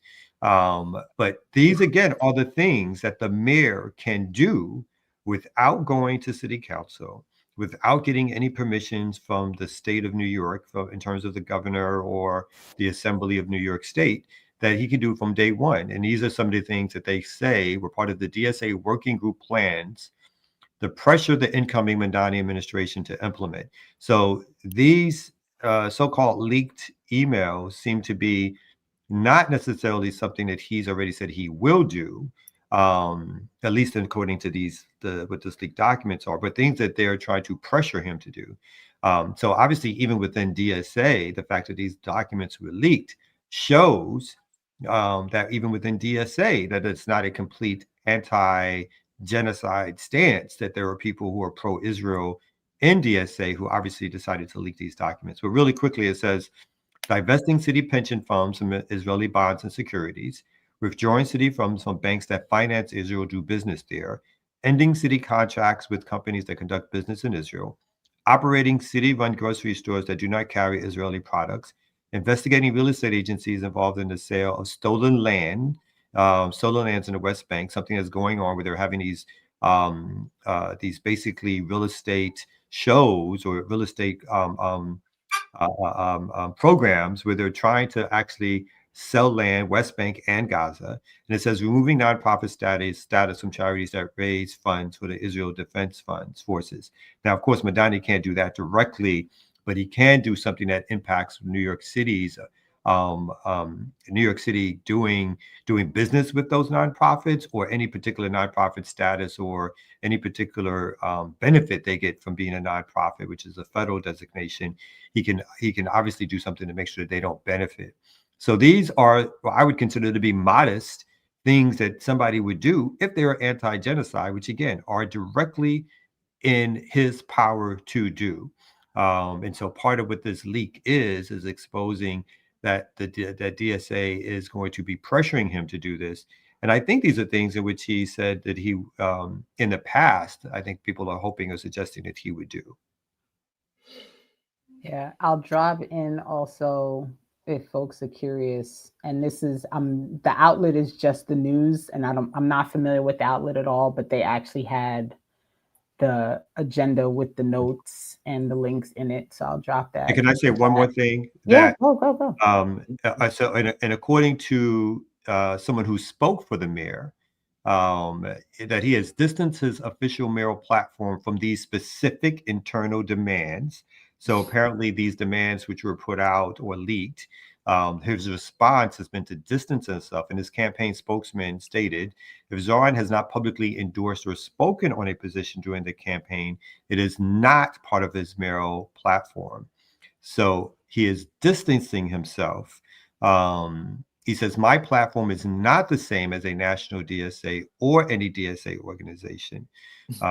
So again, where he could have at that particular moment given a response that suggested, yes, based on what I ran on, it is important for me from day one to be opposed to this genocide and to come out with policies that will show whatever limited impact that New York City mayor can have.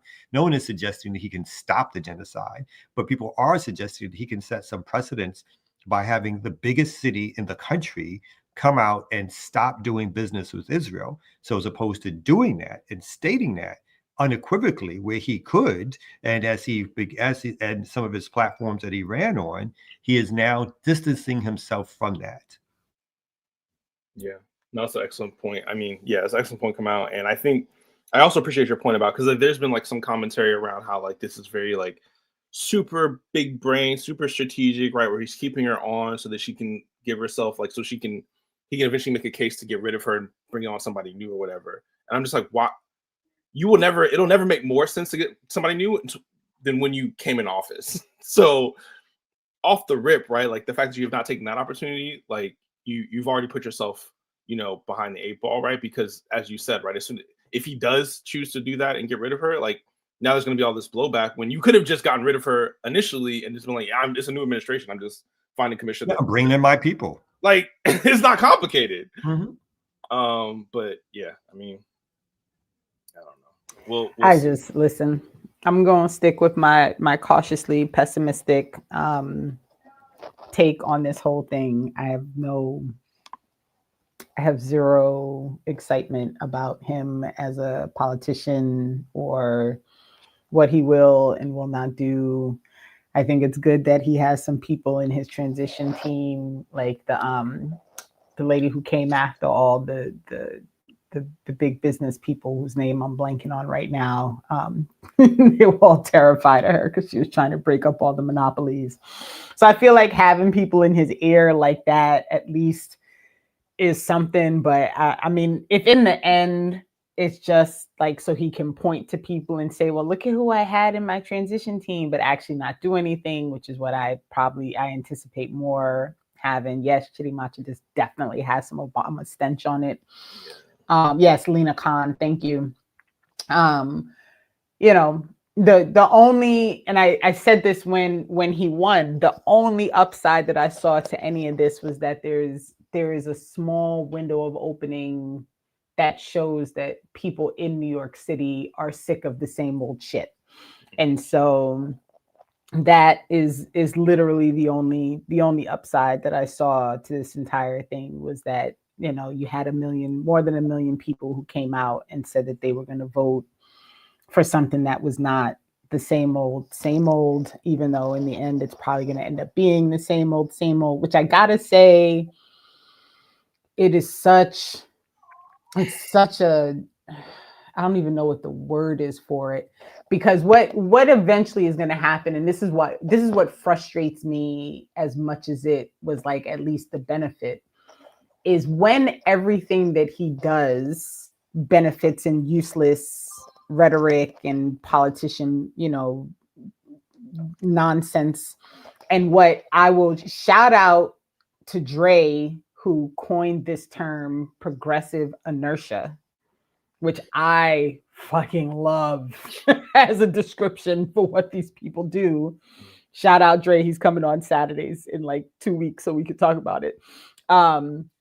But like, so when it results in that, what eventually will happen is people will be like, see, this is what you get. This is what happens when you elect a leftist and, a socialist, because they have no idea that he is not any of those things, right? Like he is literally like just the same old same. So it's just constant, Erica said it. Yep, this focus on like this individual person being the savior, this person and in the end, the only benefit that could come out of this is actually organizing and motivating, a large swath of people within New York City to actually be on board with a truly socialist program.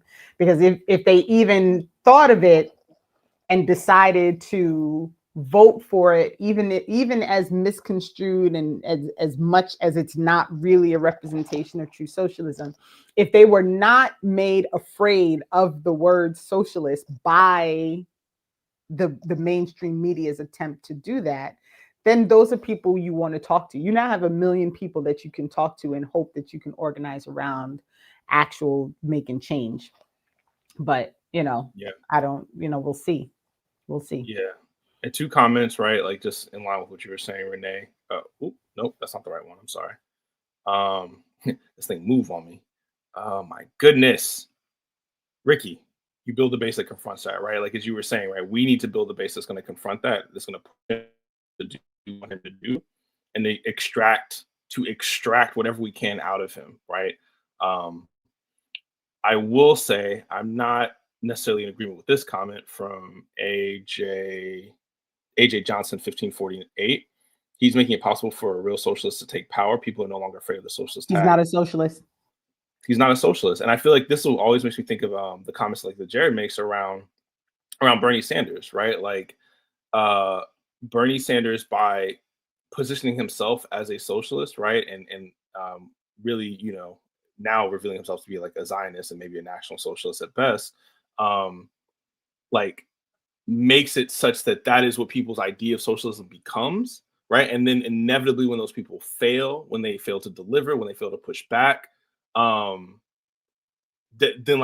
socialism, actual socialism, takes that heat when it shouldn't, right? When it should still be liberalism taking that heat, right? So right. I don't know about that. I mean, like I acknowledge, right, the fact that his election kind of illustrates that people are ready for something different, right? But I'm very cautious as to this idea that like he's making the socialist tag more minimal, whatever. Conditions are making that. The conditions on the ground, the material conditions of people are making them more amenable to the idea of socialism, not Zoran, not his election, and not his platform, right? The material conditions are illuminating for people like this shit is not working, the capitalism is not working, we need a different political economy, and that is what is making socialism much more amenable for people, and he is benefiting from that, right? Just like he is benefiting in some ways from like his previous anti-Zionist positions, right? Pro-Palestine positions, right? Because that is where the people are, right? So just want to make sure that we're not, like it is not the tail wagging the dog, right? It's the other way around. So yeah, I wanted to pull that up. And then, shout out to Deculturation Carlos, who's in the chat. Morning, everyone. Rip Imam Jamil Al-Amin. He warned us about opportunities like Zoran. You can't. You woke up late. I'm just joking. He's on the West Coast because he's busy doing long streams. Man. He's got to get his rest. But Deculturation, shout out. If you go back a little bit in time, we actually just ran a party stream as part of the conversation. So shout out to you for all the work that you're doing, folks. Shout out. Make sure you're supporting Deculturation if you're not already. Definitely. Yeah, really quick, I want to play maybe as a last story. This came across and it's just sticking on the Zionist theme of things, I guess. So Michelle Obama's former speechwriter is really oh Lord, I saw this. Yes. Oh! And she's just given gold in terms of, her name is Sarah Hurwitz, in terms of how these folks really think. And let's go, man. And what they think about again the propaganda of protecting Zionism and Western hegemony, and what they have to do in order to continue to protect that. And there's a couple of different speeches that she's given recently, and this is just one of them. There's another one that's similar to this one, but this one I thought was interesting, and so I'm going to play this one. And this is a former Obama speechwriter, correct? Yes. This is somebody who was in Obama's administration. And Michelle Obama's speechwriter to be direct with it. Oh, Yeah. even better. Even better. Okay, let's play it. We're kind of entering a post-literate society, and if like all day long your brain is just smashed again and again by TikTok with really upsetting carnage in Gaza, then like you're talking and like I'm sorry if this is a graphic thing to say, but like when I'm trying to make arguments in favor, for Israel, I realize I'm talking through a wall of dead children. Like that's what people are seeing. So when I'm like, yeah, but it's 1.5 civilians they're just seeing carnage. But right? that's like, the emotional blackmail. I mean, fair enough, but like again, I mean that's nice, but like again, I'm hearing that through a wall of screaming children. It's like I think it's a harder argument than we're understanding. So I actually really strongly think that like Jewish day schools should absolutely say no child owns a smartphone until senior year. They don't own one at all. Period. We give it to them senior year and we teach them like this whole not during the day. Great, nice start. No smartphone at all until senior year. Dumb phone, sure. Like, but I think that we've got to like give our kids' brains a chance and their mental health a chance before they start getting really warped. So they'll be warped if they actually see the pictures of children being murdered, bombs dropping on them, adults being murdered, close-up pictures of all the human rights violations conducted by the Israeli occupying forces, which are horrific. They are horrific. There's no doubt about that they are horrific, and they do speak of carnage. So she's not about stopping the carnage.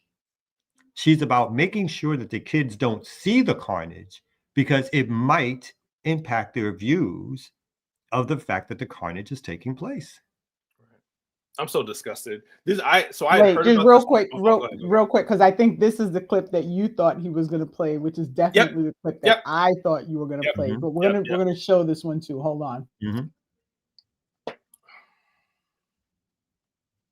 Person probably wasn't going to find Al Jazeera or someone like Nick Fuentes. Today, those media outlets find them. They find them on their phones. It's also this increasingly post-literate media. Less and less text, more and more videos. So you have TikTok just smashing our young people's brains all day long with video of carnage in Gaza. And this is why so many of us can't have a sane conversation with younger Jews, because anything that we try to say to them, they are hearing it through this wall of carnage. So I want to give data and information and facts and arguments, and they are just seeing in their minds carnage, and I sound obscene.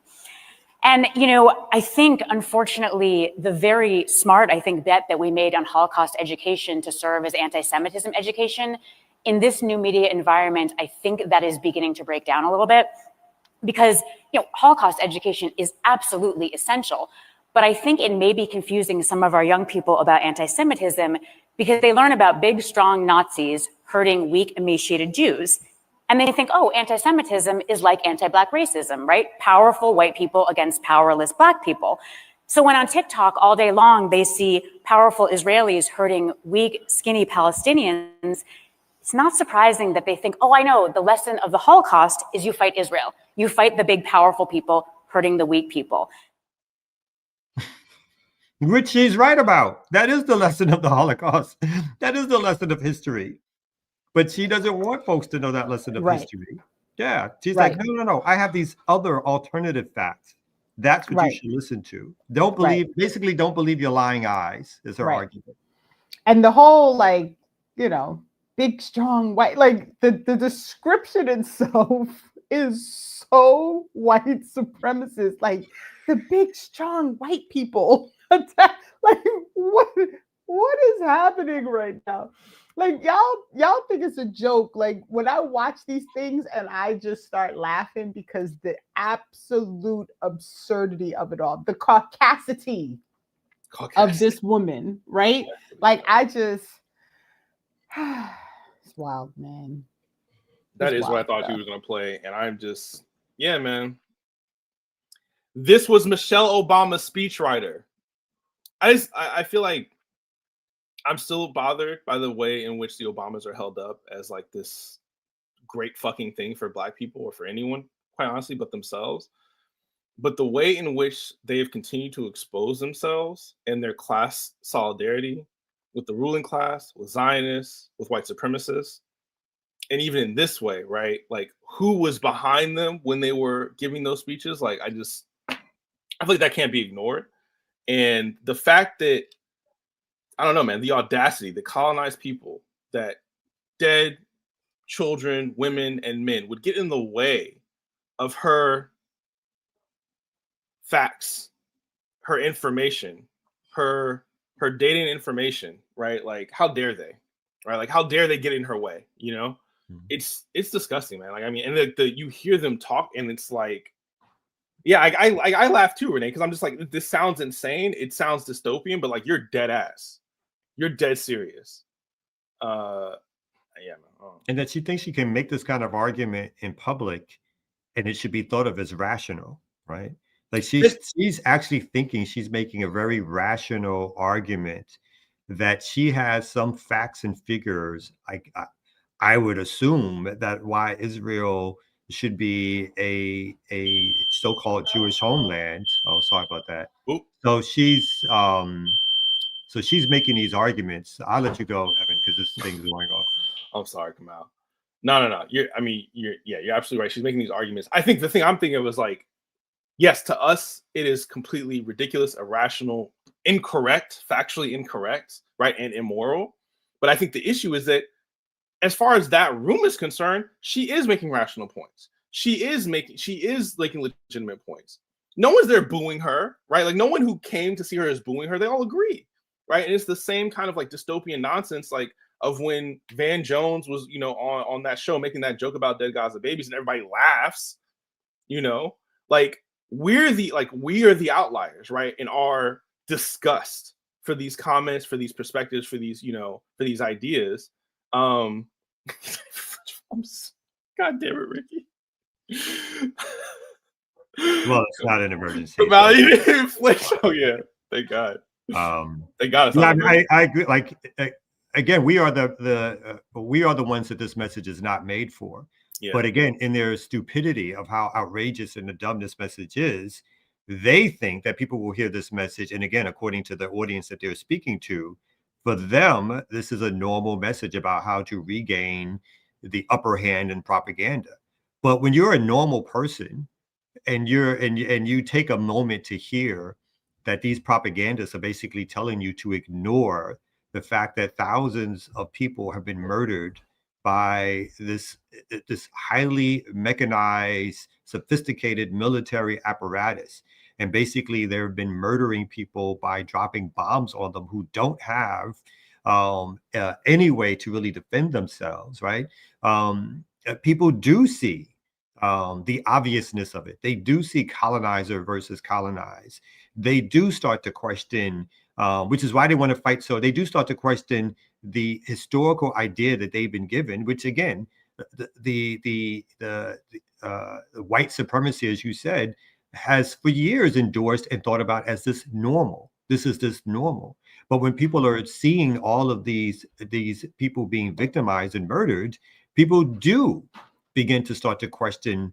And then their response, of course, is not to stop a war, not to stop a genocide, but how to stop people from actually seeing the carnage, which is to take away smartphones from them, to take away their ability to see this, so that they can go back to only going to news stations which officially endorse, or unofficially and or officially endorse Western hegemony, right? And so that's where you need to get your news from.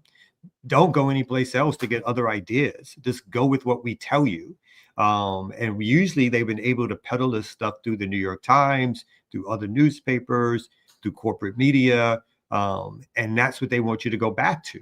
They don't want you to look outside of that, because then you will get the idea that there's other facts out there which don't fit into the idea that somehow Israel has a right to take over people's or Europeans who happen to practice the religion of Judaism have a right to go to another people's land, just like Europeans who happen to practice the religion of Christianity don't have a right to come to what was once Turtle Island and take over people's land, murder them, commit genocide against them, and not have people think that it's wrong, and have those very same people fight back. And yet have those people who fight back be deemed as terrorists, or in the case of the United States, as savages, right? Right. That was the word of the day. And also like the choice of word, and I know we have to wrap. Luckily, Air Doctor's not here to yell at us, but Right, he can't stop us. But the use of the word carnage, and I'm Mm. trying to go back in my head to think, did she even say Palestine, Palestinian? I don't think so. Mm-mm. Right? So it's Or Gaza. I think she said Gazan. I think she Gazan, which I mean, I know we say like New Jerseyans and New Yorkers and things like that, but I feel like even the term Gazan is used by these people in an attempt to remove Palestine from the conversation. No, that's right? exactly right. It's an attempt to not say Right. Palestinians. Yeah. And so even her language about this is very dehumanizing, right? Like it's carnage. It's not like the people. They're people, right? Like it's a wall of dead babies. It's a wall of, you know, it's the wall of carnage. Like it's just so gross. The whole thing is so fucking gross, and I'm sick of all of these, like, you know, these Zionist white folks who just like scream at the top of their lungs all this nonsensical bullshit so that they can continue to kill off an entire population of people. So fuck them. Free Palestine, help the Palestinians, support Palestine. Like fuck all these people with their nonsense. If you live, you breathe, and you have a right to continue to do so.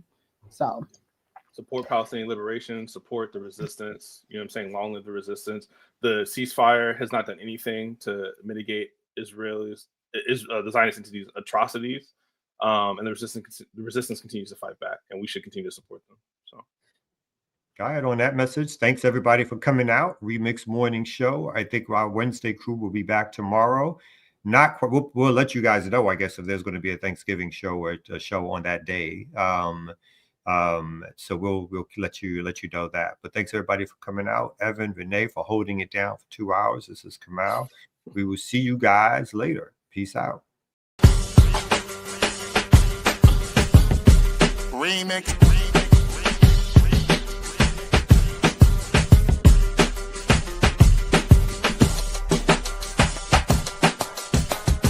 Remix. Remix. Remix.